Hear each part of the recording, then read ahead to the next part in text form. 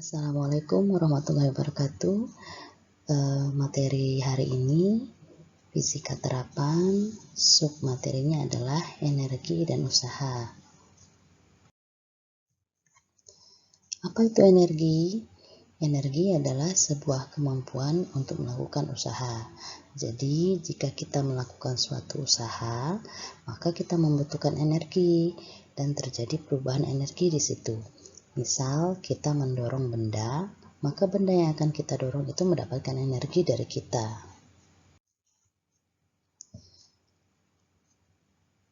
Jika kita melakukan usaha dengan mendorong meja, sehingga menyebabkan meja tersebut bergeser sejauh X meter, pada saat proses usaha sedang berlangsung, maka sebagian energi kimia yang tersimpan dalam tubuh kita itu diubah menjadi energi mekanik. Nah, di sini terjadi perubahan energi. Kita dianggap sebagai pengubah energi atau konverter energi. Yang akan dibahas pada bab ini, energi ada dua jenis, yaitu energi kinetik dan energi potensial. Apa itu energi potensial? Energi potensial adalah energi yang berkaitan dengan kedudukan benda terhadap titik acuan. Dengan demikian, titik acuan akan menjadi tolok ukur penentuan ketinggian suatu benda, di mana definisi tersebut dapat kita buat menjadi dalam bentuk persamaannya adalah energi potensial sama dengan massa dikali dengan gaya gravitasi dikali dengan ketinggiannya atau H. Nah, ini dimiliki oleh sebuah benda ketika dia berada pada ketinggian tertentu. Jadi, energi potensial adalah energi yang dimiliki benda pada ketinggian tertentu. Kemudian energi kinetik adalah energi pada suatu benda jika benda itu bergerak, berarti ada kecepatannya ya. Energi kinetik adalah energi yang berkaitan dengan gerak suatu benda. Jadi, setiap benda yang bergerak memiliki energi kinetik. Meskipun gerak benda dapat dilihat sebagai suatu gerak relatif, namun penentuan kerangka acuan dari gerak benda harus tetap dilakukan untuk menentukan gerak tersebut. Berikut adalah contoh soal untuk energi kinetik dan energi potensialnya. Sebuah benda mula-mula di bawah posisinya, kemudian dilemparkan dengan kecepatan 40 meter per detik. Berapa tinggi maksimumnya? Kita bisa menggunakan hukum kekekalan energi, di mana energi pada posisi A itu sama dengan energi mekaniknya pada posisi B, ya.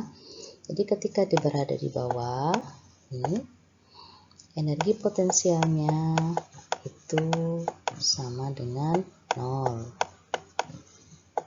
Tapi dia punya kecepatan sehingga ada energi kinetiknya, ya. Nah, pada posisi maksimum atau H maksimum, kecepatannya di sini sudah sama dengan 0, sehingga energi kinetiknya sama dengan 0. Tapi dia punya energi potensial karena punya nilai H. Jadi berarti terjadi perubahan energi.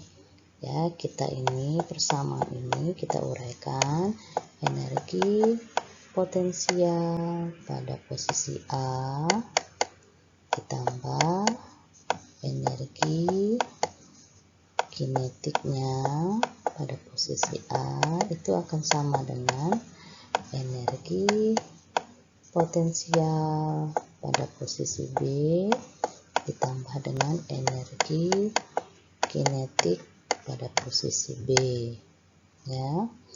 Kita tahu bahwa energi potensial A itu sama dengan energi kinetik B, yaitu sama dengan 0. Jadi kita tinggal coret ya. Ini kita coret, ini kita coret, sehingga persamaannya menyisakan energi kinetik pada posisi A sama dengan energi potensial pada B. Nah, energi kinetik rumusnya adalah setengah mv ya, kuadrat. Energi potensial M kali G kali H. Nah, ini kita bisa coret M-nya, tinggal setengah V kuadrat. Kita masukkan V-nya setengah dikali dengan 40 kuadrat sama dengan, anggap saja gravitasinya adalah 10 meter per detik kuadrat, H yang dicari. Ini kita bisa coret ya, hasilnya 800. Jadi H sama dengan 800 bagi 10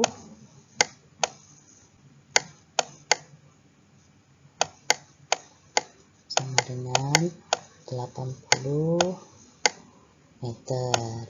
Nah, jadi ketika benda dilemparkan dengan kecepatan 40 meter per detik, dia akan mencapai tinggi maksimumnya sejauh 80 meter ya. Kita lanjut. Nah, ini usaha. Apa sih usaha? Usaha dalam fisika didefinisikan sebagai perkalian antara besarnya gaya yang menyebabkan benda berpindah dengan besarnya perpindahan benda tersebut yang searah dengan arah gaya tersebut. Jadi arah gayanya bisa dibagi jadi dua ya, gaya yang searah dengan perpindahannya dan gaya yang membentuk sudut terhadap perpindahannya. Jadi ketika usaha oleh gaya yang searah dengan perpindahannya, berarti ada benda yang ditarik sebesar gaya F berpindah sejauh S itu sama atau sejajar dengan perpindahannya. Jadi tidak membentuk sudut. Sehingga persamaannya adalah W sama dengan F dikali S, di mana W adalah usaha dalam Joule, F adalah gaya yang beraksi pada benda dalam Newton, dan S adalah perpindahan dalam meter atau jauhnya perpindahan yang terjadi. Nah, di mana F ini harus sejajar atau paralel dengan S. Nah, macam-macam usaha dilihat dari nilai usahanya akan bernilai 0 jika memberikan gaya pada benda tanpa adanya perpindahan benda tersebut. Misalnya kita mendorong dinding, sekuat apapun kita mendorong dinding tidak akan terjadi perubahan posisi pada dindingnya, sehingga S sama dengan 0. Artinya tidak ada usahanya ya. Jadi tidak dianggap sebagai usaha karena tidak ada perpindahan posisi dari benda yang kita dorong.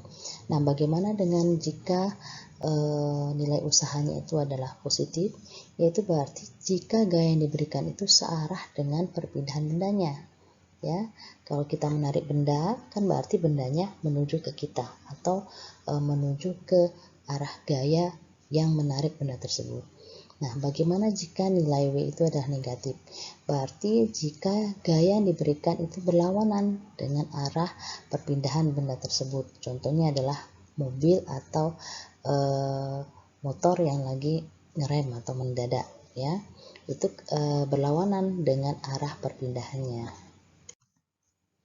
Nah, sekarang ada 3 gambar berdasarkan dari definisi yang Ibu jelaskan tadi. Coba tentukan mana gambar yang punya nilai usaha sama dengan 0. Ya, sesuai dengan definisi jenis-jenis usaha yang Ibu sudah jelaskan tadi. Nah, ini latihannya. Suatu gaya sebesar 10 Newton bekerja pada sebuah benda yang bermassa 5 kg yang terletak pada bidang datar selama 10 detik. Jika benda mula-mula diam dan arah gaya searah dengan perpindahan benda, maka tentukan A. Jarak yang ditempuh benda selama 10 detik, B. Usaha yang dilakukan oleh gaya pada benda selama 10 detik. Oke.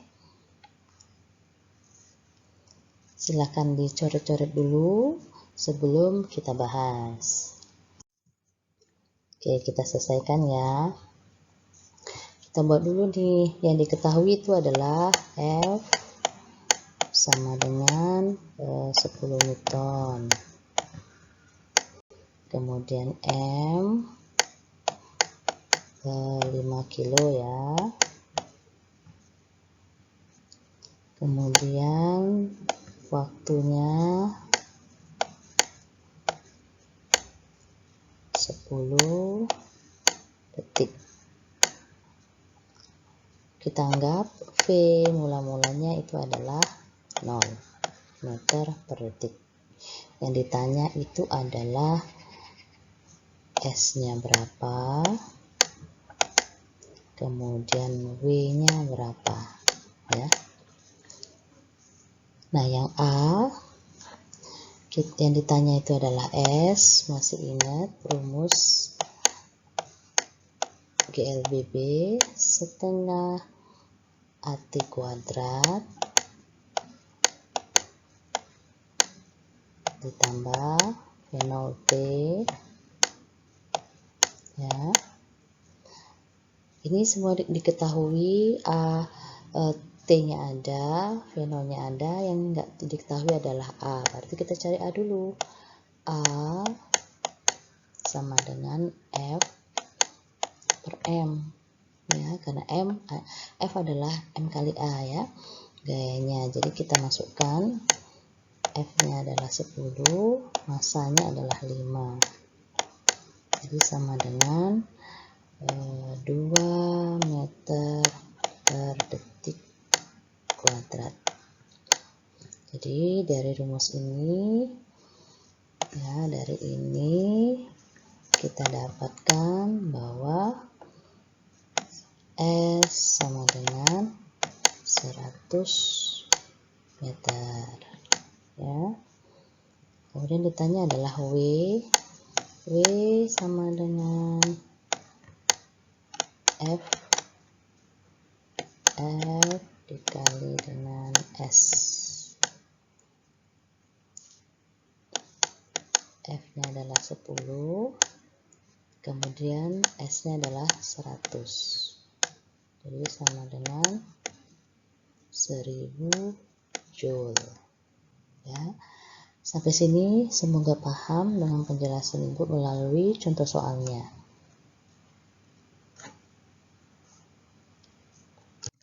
Nah, sekarang akan kita bahas bagaimana jika usaha itu oleh gaya yang membentuk sudut terhadap perpindahannya.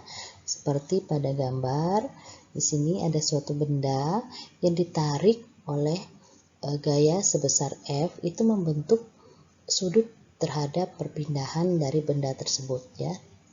Tadi kan sejajar dengan perpindahannya dengan S, ini sekarang membentuk sudut. Nah, ini membentuk sudut ya. Sudut alfa atau sudut theta terhadap perpindahannya. Jadi gaya yang diberikan pada benda apabila membentuk sudut alfa terhadap horizontal, maka usaha yang dilakukan oleh gaya itu adalah F dikali dengan cos alfa dikali dengan S ya. Ini seperti gambar ini, seorang anak sedang menarik mobil-mobilannya menggunakan tali yang dipegangnya ya. Sini kan sebesar F ya. Kemudian akan berpindah sejauh S. Nah, ini membentuk sudut sebesar theta. Sehingga usaha yang dilakukannya adalah W sama dengan F cos theta dikali dengan S ya.